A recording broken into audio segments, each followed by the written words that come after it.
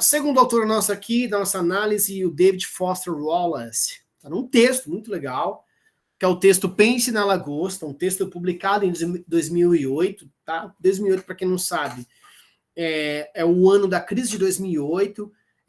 A razão da crise de 2008 foi uma bolha, a especulação imobiliária que atingiu os Estados Unidos assim numa escala muito profunda. Isso levou, por exemplo, à falência de muitos bancos símbolos do capitalismo, como, por exemplo, o JP Morgan, tá? Que é um banco muito famoso. E nesse texto ele faz uma análise de um festival de lagosta no estado do Maine, tá? Maine. Bom, eu queria colocar o mapa para vocês, e eu até tinha separado os mapas para vocês, mas assim, nenhum que ajudasse profundamente, assim, sabe? Mas enfim, o Maine, para quem não sabe, faz parte daqueles pequenos estados que tem ao norte dos Estados Unidos ali, junto com Rhode Island, Connecticut, New Hampshire, Massachusetts já é um pouquinho grande, o estado de Nova York, etc. Tá? E aí tem algumas informações interessantes, porque assim, ele vai analisar uma fala em cima de um festival que foi muito elogiado por pessoas do campo da gastronomia. E ele vai fazer algumas provocações para a gente muito necessárias, como, por exemplo, né? Quando a gente fala sobre lagosta, eu tenho um certo problema em qualquer coisa que venha do mar, a não ser salmão. Só como salmão, e eu sei que o processo do salmão não é tão legal assim. Mas quando a gente fala em lagosta, geralmente a gente atribui ser uma gastronomia de alta patente, uma gastronomia de uma alta elite, mas até pouco tempo atrás, né, até o século XIX, lagosta, que nada mais é do que chamada como insetos grandes do mar, é como se a gente fizesse um festival de comermos baratas, né, aqui no Brasil. Né? Mas até o século XIX, lagosta era comida de pessoas pobres.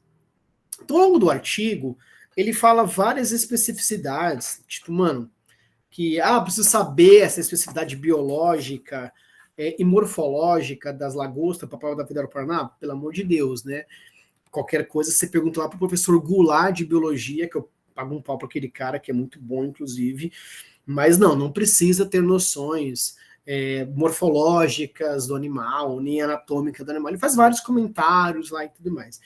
Mas qual é a razão desse texto existir e por que ele faz esse texto? Bom, em primeiro lugar, o texto lida sobre o processo de aprendizagem de gosto. Tá? Esse festival acontece numa cidade, uma cidade que tem duas grandes comunidades, uma comunidade de pessoas ricas, que é a comunidade de Camden, e a comunidade de pessoas mais pobres, que fica em Rockland, que é uma comunidade de pessoas pesqueiras, em Camden, grandes casas lindas, era vitoriana, pousadas e hotéis, assim, tipo, muito bom ficam por lá, né? E durante esse festival, que acontece no verão, muita coisa rola, tem, tipo, desfile, tem a eleição da Miss Mar, ou Musa do Mar, hambúrguer de lagosta, tudo de lagosta e tudo mais. Então, assim, esse movimentou muito, ele vai escrever sobre isso. Então, em primeiro lugar, o processo de alimentação é um processo aprendido. Curiosamente, né, a gente tem autores, inclusive que estudaram no Brasil, que falam sobre isso. Quem teve aula comigo no ano passado sabe muito bem. Levi-Strauss, por exemplo, um baita biólogo que esteve no Brasil por 2 vezes. Uma das vezes, a primeira vez, um professor convidado da USP, na segunda vez ele veio como um grande pesquisador. Escreve um livro chamado Cru e o Cozido, que foi meu aluno esse ano no curso de Humanas lá para a UEL, lá para a Unicentro, vai ter comigo esse autor, lá para o FUVEST, esse autor já caiu no Brasil algumas vezes.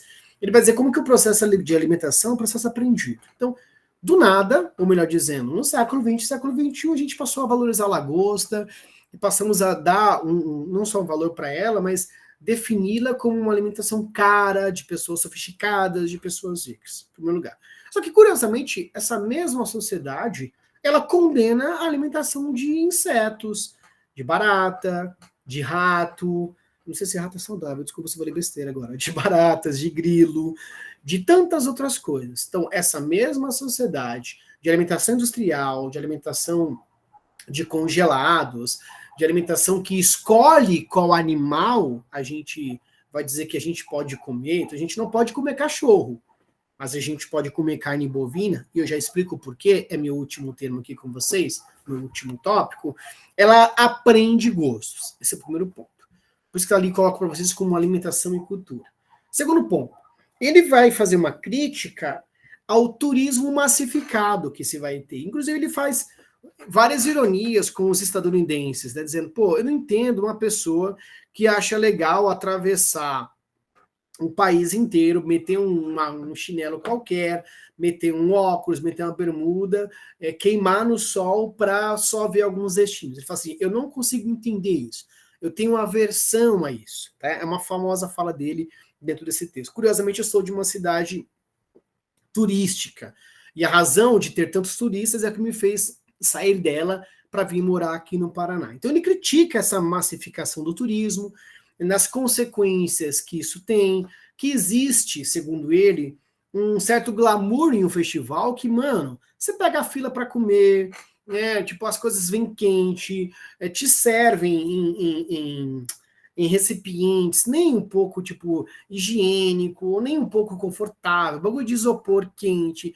Você lá, o momento em que a lagosta ela é retirada e servida, ela nem tá na melhor das condições. Eu falo assim, mano, eu não entendo isso. Então aqui a gente tira uma segunda lição. Bom, se é turismo massificado, vamos lembrar a ideia burguesa de gerar desejo, a criação de desejo, aquilo que a gente vai chamar como desejabilidade, né? Ah, eu desejo ter tal tênis. Pô, paguei milão, mas eu não consigo ter condições de pagar um plano de saúde, ou não tenho condições de pagar, por exemplo, o financiamento de uma casa. Então, a desejabilidade, ela gera algumas hierarquias nos indivíduos. Ah, eu moro de aluguel, mas pelo menos eu viajo uma vez por ano para o Rio de Janeiro. Ah, eu moro de aluguel, não viajo para o Rio de Janeiro, mas viajo ali pro Canyon, o Quartelar. Ah, eu moro de aluguel, não viajo para o Rio, não viajo para o Quartelar, mas eu vou aqui para Varta, um distrito aqui de Londrina. Então, assim, a desejabilidade, ela gera essas condições de modo com que os indivíduos vão aproveitar algo porque foram estimulados por aquilo. Schopenhauer chamaria isso de vontade e representação. E aí tem um terceiro ponto, que é o seguinte, esse turismo massificado, ele garante com que os moradores da região litorânea de Rockland, as pessoas mais pobres, usufruem desse festival? Eu faço uma pergunta para vocês. Vocês estão em viagem ou viajaram agora nos últimos meses, de 23 para 24, o lugar em que vocês foram, Rio de Janeiro, praia, interior, São Paulo, fora do Brasil, o morador tem condições de usufruir aquilo que você está fazendo? Eu lembro que uma vez eu fui para Natal, e aí eu estendi um pouquinho, fui para um lugar lindo chamado Maracajaú, que é um lugar lindo, assim, lindo, lindo. E eu olhei para um menino, e eu paguei, lembro, R$250 para fazer um passeio. E o menino, tipo assim, ele recebia da gente para fazer tudo mais, e eu dizia, é legal dele? Oh, é legal. E eu perguntei, quantas das vezes você foi lá? Dele, nunca fui.